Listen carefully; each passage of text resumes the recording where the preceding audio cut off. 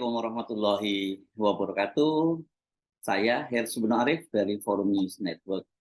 Komisi Pemberantasan Korupsi menemukan aliran dana miliaran rupiah hasil korupsi ex-Menteri Pertanian Syahrul Yassin Limpo ke Partai Nasdem. Fakta yang mengejutkan itu diungkap oleh Wakil Ketua KPK Alexander Marwata ketika mengumumkan hasil pemeriksaan sekaligus penetapan penahanan Syahrul Yassin Limpo hari Jumat malam. Syahrul Yassin Limpo ditahan bersama dengan Direktur Alat dan Mesin Pertanian Muhammad Hatta, dan keduanya ini menyusul Sekjen Kementerian Pertanian Kasti Subagiono yang telah lebih dahulu ditahan oleh penyidik KPK. Jadi dalam kasus ini KPK telah menetapkan 3 orang tersangka dan kemudian ketiga-tiganya sudah ditahan, yakni Syahrul Yassin Limpo, ex-Menteri Pertanian, kemudian Sekjen Kementerian Pertanian Kasti Subagiono, dan Direktur Alat dan Mesin Pertanian Muhammad Hatta.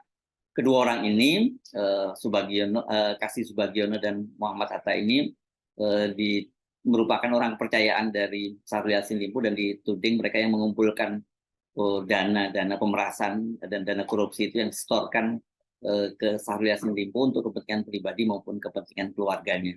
Selain itu, ditemukan juga aliran penggunaan uang sebagaimana perintah SYL yang ditujukan untuk kepentingan Partai Nasdem dengan nilai miliaran rupiah.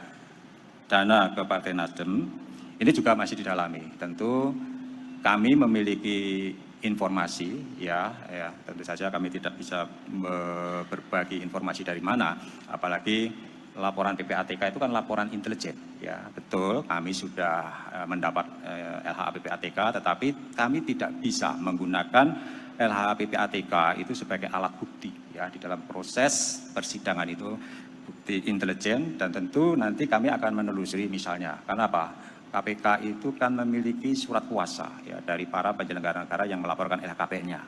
Tentu dari laporan PPATK tersebut, kemudian kami akan meminta bank ya yang terkait untuk membuka rekening yang bersangkutan. Tentu dari situlah nanti kami akan menelusuri kemana saja aliran uang yang bersangkutan itu, ya. Tidak dengan menanyakan, dengan mendasarkan pada LHA PPATK, ya. Itu hanya menjadi dasar bagi kami sebagai laporan intelijen, tetapi kami berdasarkan informasi dari PPATK kami bisa meminta bank untuk menelusuri lebih lanjut, ya, rekening yang bersangkutan. Soal kemungkinan adanya aliran dana ke Partai Nasdem ini sebelumnya juga sempat ditanyakan oleh wartawan saat jumpa pers penetapan Syahrul Yassin Limpo sebagai tersangka. Namun, Wakil Ketua KPK Yohanis Tanak itu menyatakan masih akan terlebih dahulu mendalaminya. SYL kan dari Nasdem ya? Nah, apakah ada aliran uang yang masuk ke Nasdem atau kan ada TPPU juga tuh? Nah itu udah ketahuan belum sih buat apa aja? Sedangkan apakah ada aliran dana ke Nasdem itu nanti masih didalami lagi. Menjawab dugaan adanya aliran dana ke Partai Nasdem, Bendahara Umum Partai Nasdem Ahmad Sahroni mengakui benar ada dana yang mengalir dari Syahrul Yassin Limpo itu ke Nasdem. Namun jumlahnya itu tidak sampai miliaran rupiah seperti yang disebut oleh Alexander Marwata. Menurut catatan Sahroni, Syahrul Yassin Limpo itu pernah memberikan uang sebesar 20 juta rupiah untuk sumbangan bencana alam di Sukabumi, Jawa Barat. Waktu itu terjadi gempa bumi ya. Dan sumbangan itu dikirim ke fraksi Partai Nasdem di DPR. Jadi tidak masuk ke bendahara partai. Namun Ahmad Sahroni waktu itu mengaku dia tidak tahu itu dananya dari mana. Syahrul Yassin Limpo diduga melakukan pemerasan, korupsi, dan tindak pidana pencucian uang. Sebagai bukti permulaan, KPK menemukan dana korupsi sebesar 13,9 miliar di luar uang sebesar 30 miliar yang ditemukan saat penggeledahan di rumah dinas Syahrul Yassin Limpo di Komplek Pejabat Tinggi Jalan Widya Chandra, Kebayoran Baru, Jakarta Selatan. SYL menjabat Menteri Pertanian RI untuk periode 2019 sampai dengan 2024 di Kementerian Pertanian Republik Indonesia. Selanjutnya dalam periode kepemimpinan SYL selaku Menteri Pertanian, KS diangkat dan dilantik selaku Sekretaris Jenderal Kementerian Pertanian, dan MH juga diangkat dan dilantik selaku Direktur Alat dan Mesin pada Direktorat Jenderal Prasarana dan Sarana Pertanian Kementerian Pertanian. Dengan jabatannya tersebut, SYL kemudian membuat kebijakan personal yang diantaranya melakukan pungutan hingga menerima setoran dari ASN internal Kementan untuk memenuhi kebutuhan pribadi termasuk keluarga. Intinya, Kurun waktu kebijakan SEL untuk memungut hingga menerima setoran tersebut berlangsung dari tahun 2020 sampai dengan tahun 2023. SJL menginstruksikan dengan menugaskan KS dan MH melakukan penarikan sejumlah uang dari unit eselon 1 dan eselon 2 dalam bentuk penyerahan tunai, transfer rekening bank hingga pemberian dalam bentuk barang maupun jasa. Terdapat bentuk paksaan dari SJL terhadap para ASN di Kementerian Pertanian, di antaranya dengan dimutasi ke unit kerja lain hingga dialihkan status jabatannya menjadi fungsional.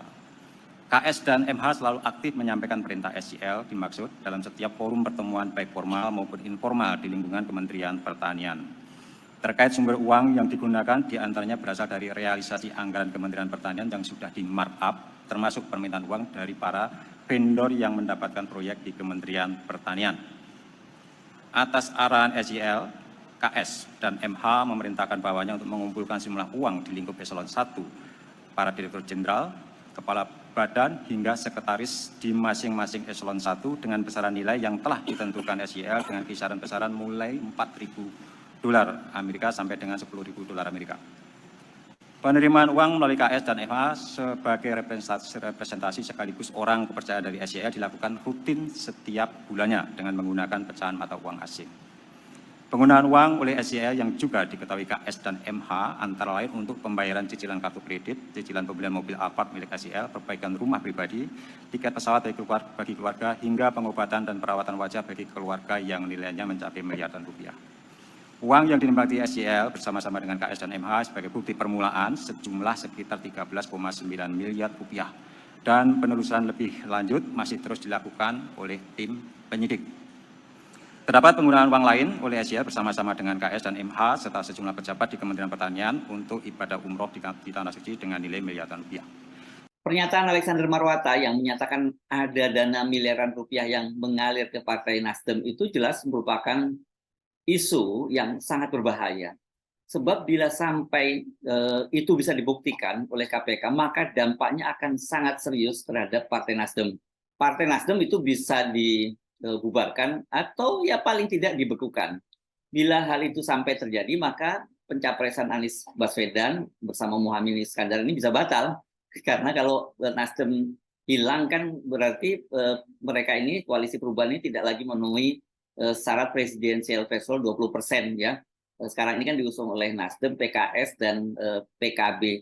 Jadi mereka itu baru bisa maju kalau tiga-tiganya tetap mengusung Anies Baswedan. Kalau salah satu misalnya batal atau mengundurkan diri, nah itu ya dipastikan Anies Baswedan itu juga akan batal pencapresannya.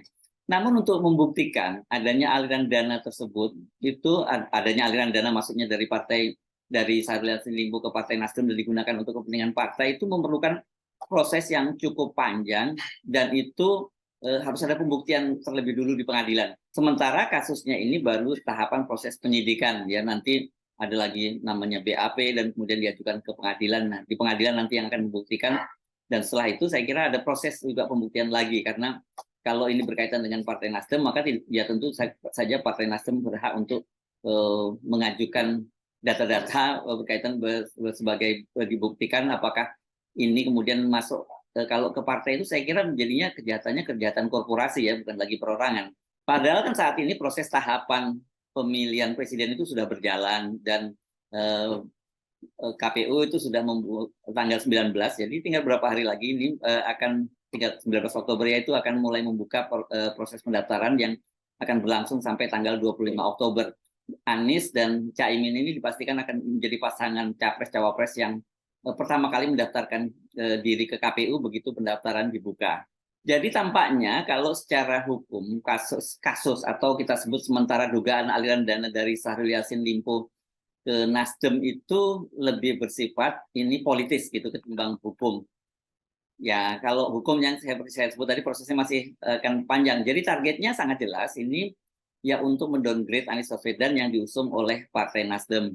Apakah berkaitan dengan soal itu, kemudian tadi malam itu Ketua Umum Partai Nasdem Surya Paloh bertemu dengan Presiden Jokowi di istana. Ya pertemuannya memang ini cukup mendadak bersamaan dengan penahanan Syahrul Yassin Limpo.